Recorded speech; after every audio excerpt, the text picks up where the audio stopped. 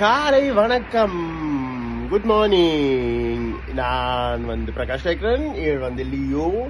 நாங்க படுத்தம் குளிர், ஆனா 2 பேரும் கடல் பண்ணி கொண்டு படுத்தோம். நல்லா இருந்துச்சு.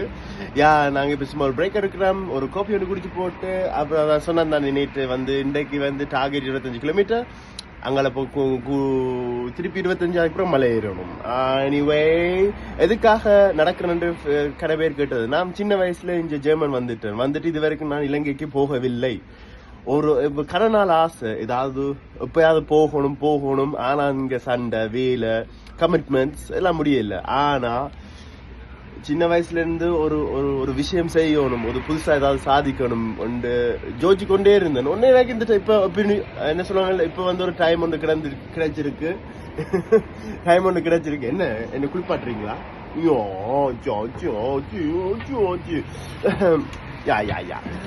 அதான் இப்ப ஒரு சின்ன நல்ல ஒரு டைம் ஒன்று கிடைச்சிருக்கு எனக்கு. பாப்போம் எப்படி போறதுண்டு என்ன பேபி. அதான் எனிவே உங்களுக்கு எல்லாருக்கும் ஒரு சந்தோஷமான நாள்.